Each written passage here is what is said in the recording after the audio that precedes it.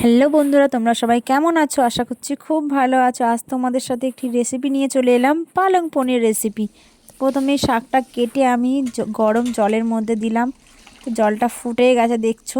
তারপর শাকটা ফুটে যাওয়ার পর সেই শাকটাকে আমি ঠান্ডা জলের মধ্যে তুলে নিলাম।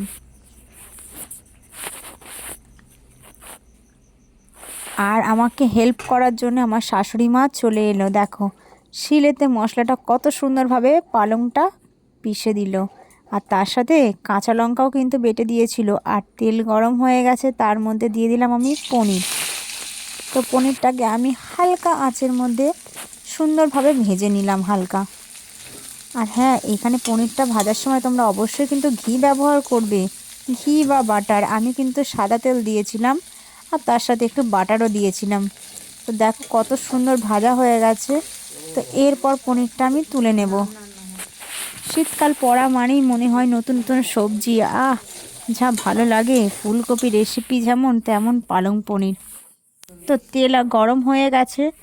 গরম তেলের মধ্যে আমি গোটা গরম মশলা দিয়ে দিয়েছিলাম, তার সাথে দিলাম গোটা জিরে। দেখো গোটা জিরে দেওয়ার পর আমি একে একে এখানে কিন্তু মশলাগুলো ব্যবহার করছি।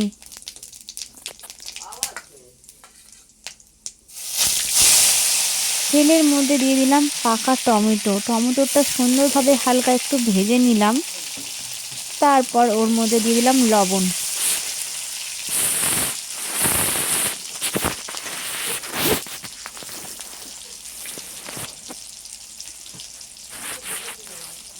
এবার দিয়ে দিলাম একে একে মশলা।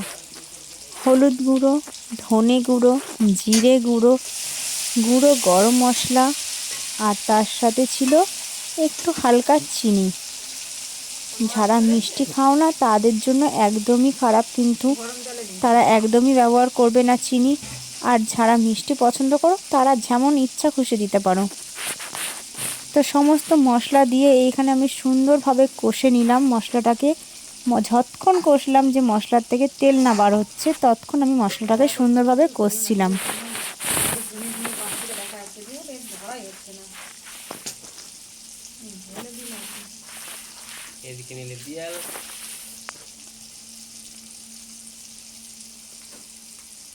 তোমরা কারা কারা ভালোবাসো পালং পনির? আমি কিন্তু রান্না করতে খুব ভালোবাসি। যখনই কোনো সবজি আনে না নিত্য নতুন, মনে হয় এই সবজিটার এই রেসিপিটা করে নিই। আর যেই কাজ সেই তেমনি ঝপাঝপ বানিয়ে নিই। তো আজকেও তাই। কালকে রাতেই কিন্তু পালংটা আমাকে এনে দিয়েছিল, আর আমি ভোরবেলাতেই উঠেই রান্নাটা করে নিলাম। তো দেখো মশলার থেকে আমার কিন্তু তেল ছেড়ে গেছে। এরপর আমি পালংটা দিয়ে দিলাম। পালংটা দিয়ে দেওয়ার পর এটাকেও আমি অনেকক্ষণ ধরে কিন্তু কষবো মশলার সাথে। ঠিক তেমনই যেমন মশলার থেকে তেলটা বার হয়েছিল, তেমন পালংটার থেকেও তেলটা ছেড়ে যাবে। দেখ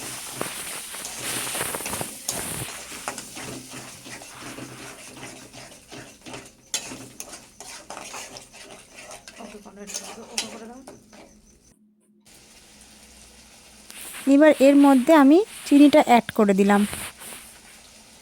দিয়ে বেশ 2 থেকে 3 মিনিট কষবো। কষার পর এর মধ্যে ভেজে রাখা পনিরগুলো আমি দিয়ে দেবো আস্তে আস্তে।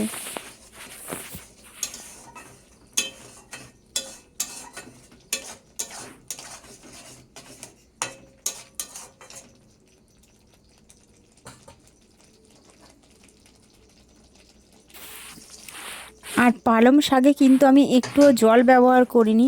তোমরাও কিন্তু জল ব্যবহার করবে না। পনিরটা দেওয়ার পর 5 থেকে 10 মিনিট আমি ভালোভাবে লো গ্যাসে এটা দিয়ে রাখবো।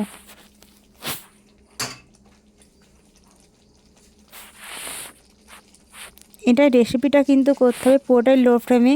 তোমরাও ঠিক তেমনই করবে।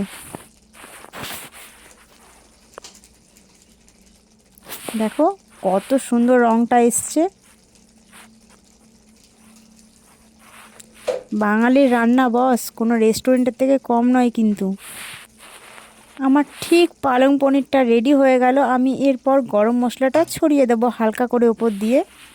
তো দিয়ে গরম মশলাটা দেওয়ার পর একটু ঢেকে রেখে আমি গ্যাসটা লো ফ্লেমে একদম রাখবো। তো 2 মিনিট পরেই আমি সেটাকে গ্যাসটা অফ করে দেব। দেখো আমার পালং পনির পুরো রেডি। আর কেমন রঙটা হয়েছে দেখো। এই পালং পনির কিন্তু গরম ভাত, রুটি, পরোটা যার সাথে খাবে তার সাথে জাস্ট ফাটাফাটি লাগবে। তোমরাও ট্রাই করবে বাড়িতে কিন্তু, আর আমাকে কমেন্ট করে জানাবে যে কেমন হয়েছে আর তোমাদের কেমন লাগলো। দেখো আমি ঢাকাটা এখন খুলে ফেলবো। আর এটা কত সুন্দর হয়েছে দেখো।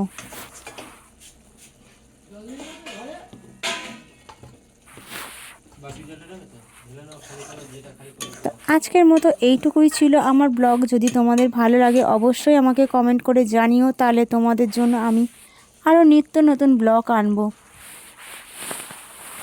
আর এইভাবেই তোমরা আমাকে ভালোবাসা দিও, যেন তোমাদের সাথে আমি সমস্ত কিছু শেয়ার করতে পারি। তো আজকের মতো বাই সবাইকে। আবার নেক্সট ভিডিওতে আবার দেখা হচ্ছে। কেমন দেখো আমি ঢেলে ফেললাম, কিন্তু আজকে মনে হচ্ছে ভাত দুটো বেশি খেয়ে ফেলবো।